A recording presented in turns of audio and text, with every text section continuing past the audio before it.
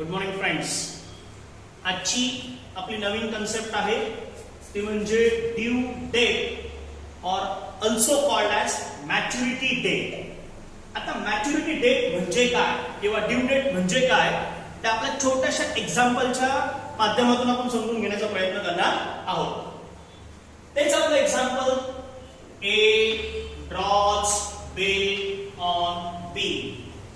ए ने बी वर bill draw केलं of ₹10,000. A draws bill on B. It means what? A become drawer. On B's, it means B become drawing. हे तर भरपूर वेळा आपल्याला एक्सप्लेन झालेलं आहे. ए ने बिल ड्रॉ केलं म्हणजे तो ड्रॉवर आहे. बी वर बिल ड्रॉ केलं म्हणजे ड्रॉवी आहे. आज आपल्याला समजून घ्यायचं आहे ड्यू डेट म्हणजे काय, मॅच्युरिटी डेट म्हणजे काय. जसं आतापर्यंत आपण दोन कन्सेप्ट एक्सप्लेन केले आहे, ते म्हणजे डेट ऑफ बिल आणि डेट ऑफ ऍक्सेप्टन्स. ते रिपीट करणार नाही. Suppose A draws bill on B on 1 April 2019. A ने बी वर 1 एप्रिल 2019 ला बिल ड्रॉ केलं, बरोबर आहे. त्यामध्ये अजून एक महत्वाची कन्सेप्ट आहे ती म्हणजे पिरियड ऑफ बिल, म्हणजे बिलाचा कालावधी. That is suppose 3 months. म्हणजे ए ने बी वर बिल ड्रॉ केलं, त्याच्यामध्ये पिरियड होता 3 महिन्यांचा. म्हणजेच काय, बी ने प्रॉमिस केलं कोणाला, ए ला, I will pay after 3 months. 3 महिन्यानंतर पैसे देणार आहे. मग आता आपली जी आजची कन्सेप्ट आहे ड्यू डेट, म्हणजेच ती डेट की ज्या डेटला ड्रॉवी ड्रॉवरला हे 10,000 रुपीज पेड करणार आहे किंवा पेड करणं लागतो, त्याला म्हटलं जातं ड्यू डेट. आता ड्यू डेट कसं कॅल्क्युलेट केलं जातं, ती ड्यू डेट कशी कॅल्क्युलेट केली जाते त्यावर आपण चर्चा करणार आहोत. 1 एप्रिल 2019 ला ए ने बिल ड्रॉ केलं. बिलाचा पिरियड आहे 3 months. याचा अर्थ काय, आता बघा इकडे जरा व्यवस्थित. 1/4/2019 बरोबर आहे. 3 महिन्यांचा पिरियड आहे. 4 म्हणजे एप्रिल, बरोबर आहे. या एप्रिल मध्ये आपल्याला 3 महिने ऍड करायचे, म्हणजे मे, जून, जुलै. म्हणजे इथे येणार 1/7/2019. ही आहे आयडियल डेट की ज्या डेटला ड्रॉवी ड्रॉवरला पैसे देणे लागतो. पण यामध्ये अजून एक छोटासा पॉइंट ऍड करायचा असतो.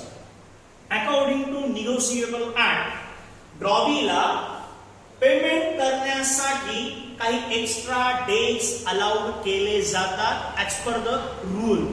जर तो जो रूल आहे त्या रूल नुसार ड्रॉवरला पैसे देण्यासाठी काही एक्स्ट्रा डेज दिले जातात लीगली. ते जे एक्स्ट्रा डेज असतात त्यांना म्हटलं जातं ग्रेस डे. आता ग्रेस डे, ग्रेस हा शब्द आपल्यासाठी काही नवीन नाहीये. जे काही ऍडिशनल असतं त्याला आपण ग्रेस असं म्हणतो. तर लीगली याच्यामध्ये 3 दिवस 3 days हे ऍड केले जातात. हे जे बिल 1 जुलैला ड्यू होणार होतं त्याच्यामध्ये 3 दिवस ऍड केले जातात.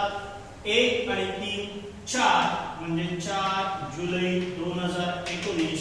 It's a due date. It's called as maturity. म्हणजेच काय, जो पिरियड आहे त्याच्यामध्ये 3 दिवस लीगली ऍड केले जातात. ते का ऍड केले जातात, तर ड्रॉवीला पैशांची ऍडजस्टमेंट करण्यासाठी लीगली ऍड केलेले extra days, that extra days called as grace days. आणि हे जे ग्रेस डे आहे हे कॅल्क्युलेट करताना प्रत्येक वेळी या 3 दिवसांचा विचार करायचाच. शिवाय जेव्हा ड्यू डेट आपण असं कॅल्क्युलेट करतो त्यामध्ये आणखी एक महत्वाचा पॉइंट आहे. जर ड्यू डेट ही पब्लिक हॉलिडे असेल किंवा नॅशनल हॉलिडे असतील, तेव्हा जर ड्यू डेट येत असेल तर ती 1 day बिफोर मॅच्युअर होते. आता असे खूप सारे नॅशनल हॉलिडेज आहे, पब्लिक हॉलिडेज आहे, मग आता सगळे लक्षात ठेवायचे का? तर नॉर्मली आपल्या सिलेबसचा विचार केला तर 2 अशा डेट आहे ज्या आपल्याला कंपल्सरी लक्षात ठेवाव्या लागतात.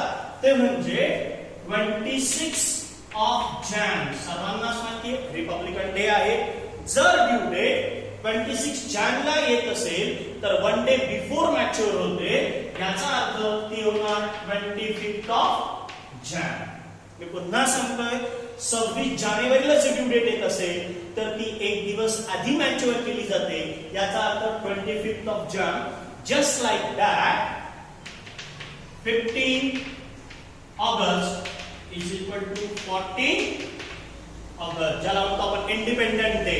15 ऑगस्टला जर ड्यू डेट येत असेल तर ती 1 दिवस आधी मॅच्युअर होते, त्याला म्हणतो आपण 14 August.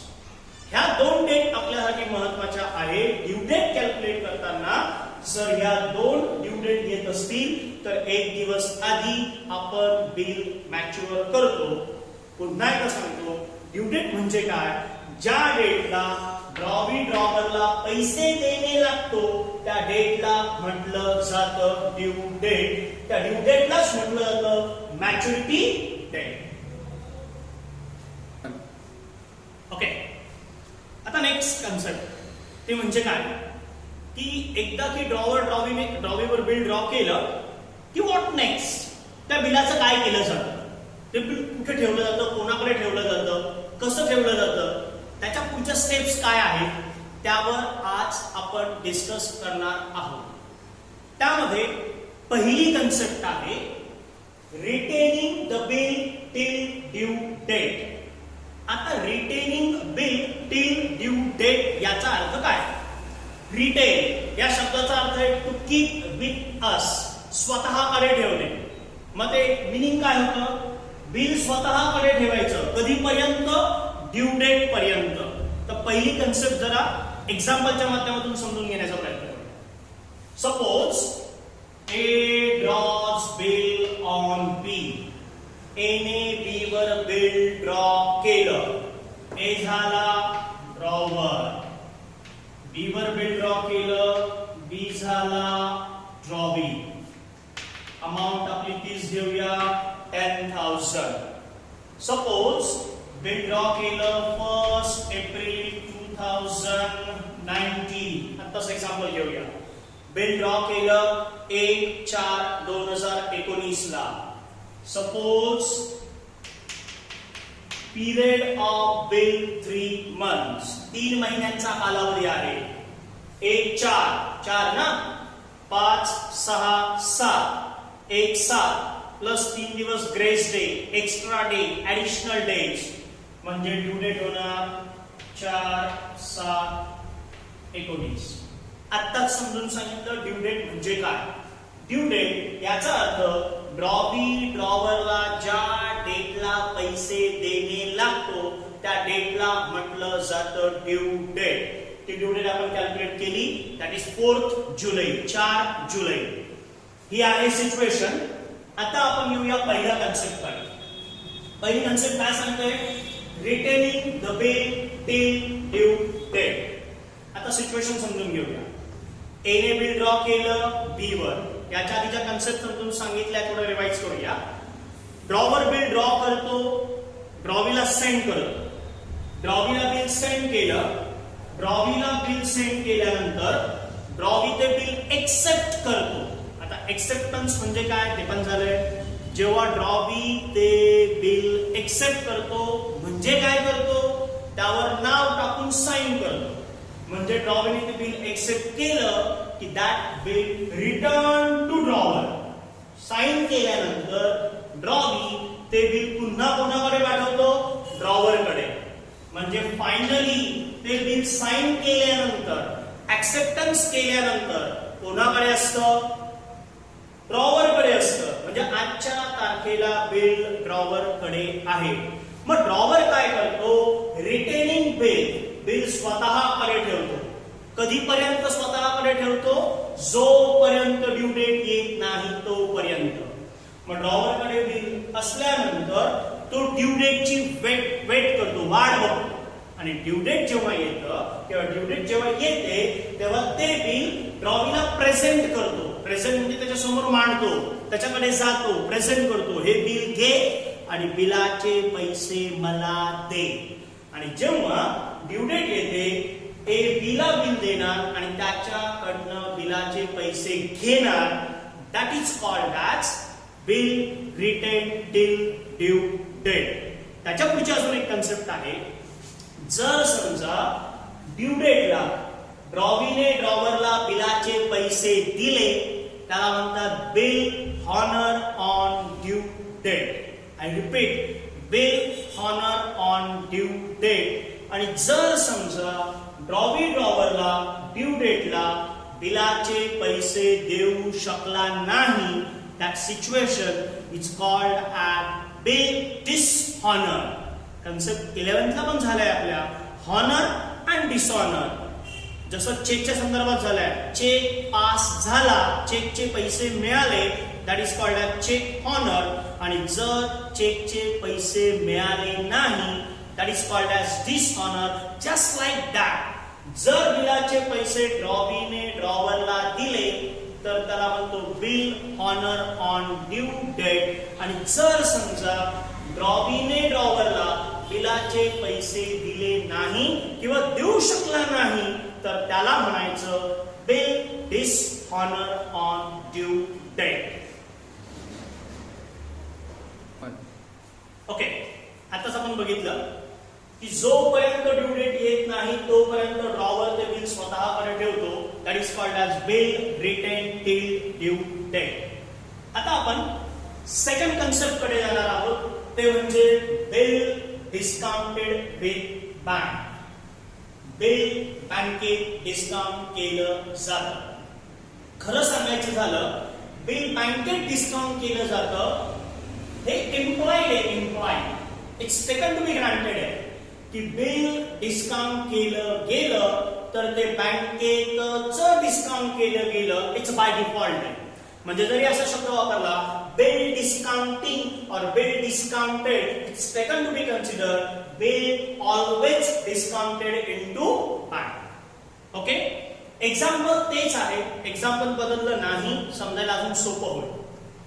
A B drawer drawee 10,000 date of bill due date. Okay, ही सिच्युएशन आहे.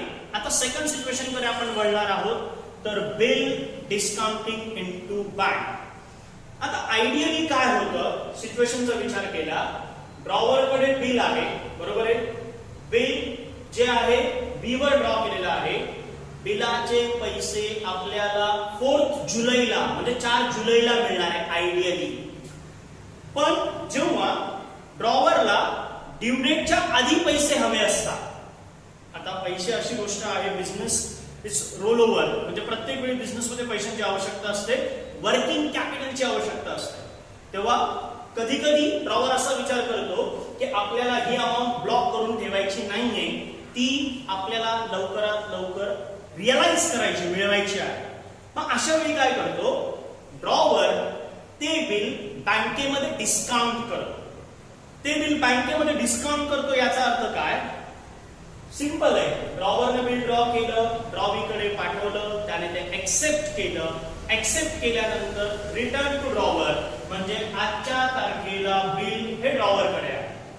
ड्रॉवरला काय करायचंय, ड्यू डेट पर्यंत वाट बघायची, मग तो ड्रॉवीकडे जाणार, बिल प्रेझेंट करणार. But before that he has one option to discount bill with his bank.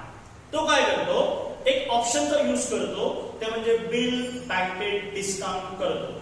म्हणजे एकदा की ड्रॉवीने ते बिल एक्सेप्ट केलं की नेक्स्ट सेम डेला किंवा नेक्स्ट डेला drawer approach to bank. Drawer काय करतो, बँकेला अप्रोच करतो. समजा त्याची बँक आहे SBI, state bank of India. तो काय करतो, ड्रॉवीवर ड्रॉ केलेलं बिल हे बँकेकडे घेऊन जातो, स्टेट बँक ऑफ इंडियाला. त्यांना दाखवतो, शो करतो की हे माझं बिल ऑफ एक्सचेंज आहे, अशा अशा व्यक्तीवर ड्रॉ केलंय, ही अमाऊंट आहे, ही ड्यू डेट आहे. मग बँक काय करते, ते व्हेरीफाय करते, सगळं चेक करते, वेदर इट इज ट्रू और वेदर इट इज फेक और वेदर इट इज की बरोबर आहे की नाही. अशा वेळी बँक काय करते, ते बिल शहानिशा केल्यानंतर, चेक केल्यानंतर ते बिल डिस्काउंट करते. डिस्काउंट करते याचा अर्थ काय की ड्रॉवर ते बिल कोणाला देतो, बँकेला देतो. बँक काय करते, इमिजिएटली त्याला पैसे देते. इमिजिएटली समजा 1 एप्रिलला बिल ड्रॉ केलं, ड्रॉवीने बँकेला 2 एप्रिलला अप्रोच केला. हे बिल आहे बघा. 2 एप्रिलला अप्रोच केल्यानंतर बँक काय करते, 2 एप्रिलला सेम डेला ड्रॉवरला पैसे देते. मग आता ड्रॉवरला तर पैसे मिळाले, मग बँक ते बिल स्वतःकडे ठेवते. म्हणजे हे जे बिल आहे ते आता कोणाकडे आहे, बँकेकडे आहे. आणि बँक काय करते, ड्यू डेट पर्यंत ते बिल स्वतःकडे ठेवते. ड्रॉवरला ऑलरेडी पैसे मिळालेले आहे, आता बिल आहे बँकेकडे, आणि बँकेकडे असलेलं बिल ड्यू डेट पर्यंत स्वतःकडे ठेवते. आणि जेव्हा ड्यू डेट येते तेव्हा ते बिल बी कडे म्हणजे ड्रॉवीकडे बँक प्रेझेंट करते. आणि बिल ऑफ एक्सचेंज मध्ये ड्रॉवी हा बिलाला ओळखतो, पर्सनला ओळखत नाही. ज्याच्याकडे बिल त्याला बिलाचे पैसे दिले जातात. ह्या सिच्युएशन मध्ये, बिल डिस्काउंटिंग सिच्युएशन मध्ये बिल कोणाकडे आहे, बँकेकडे आहे. मग हा बी ड्रॉवी बँकेला पैसे देणार 10,000 रुपीज. मग तुम्ही म्हणाल बँकेचा फायदा काय, याला पैसे देताना पण समजा 10,000 रुपये दिले, यांच्याकडनं पण 10,000 रुपये घेतले, तर बँक असं काय करते, बँक ते बिल डिस्काउंट करते. डिस्काउंट करते म्हणजे काय की जेव्हा ड्रॉवरकडनं जेव्हा पैसे बिल येते तेव्हा ड्रॉवरला पैसे देताना डिस्काउंटेड अमाऊंट देते. डिस्काउंटेड अमाऊंट याचा अर्थ काय, बिल घेतलं 10,000 रुपयांचं पण पेमेंट केलं 9,500. इट मीन्स व्हॉट, ए ने बीला 10,000 रुपयांचं बिल दिलं, चुकतंय माझं बोलताना, ए ने बँकेला 10,000 रुपयांचं बिल दिलं, तेव्हा बँक जेव्हा ए ला पैसे देते तेव्हा पैसे देताना 9,500 देते. आणि जेव्हा बी कडनं पैसे घेते तेव्हा 10,000 रुपये घेते. याचा अर्थ काय, difference between these two amount it's a income of bank. या दोघांमधला जी अमाऊंट असते, म्हणजे इथे आपण 500 रुपये म्हणूया, 500 रुपये बँकेचा इन्कम असतो आणि म्हणून बँक हे सगळं काम करते. ड्रॉवरच्या पॉइंट ऑफ व्ह्यू बघितलं, ड्रॉवरला 500 रुपये कमी मिळाले पण इमिजिएटली मिळाले, हा ड्रॉवरचा फायदा असतो. म्हणून या सिच्युएशनला म्हटलं जातं बिल डिस्काउंटेड इनटू बँक. आतापर्यंत आपण या दोन कन्सेप्ट एक्सप्लेन केलाय, retain the bill till due date or bill discounted with bank. उरलेल्या दोन कन्सेप्ट आपण नेक्स्ट लेक्चरला डिस्कस करूया, एक्सप्लेन करणार. थँक्यू.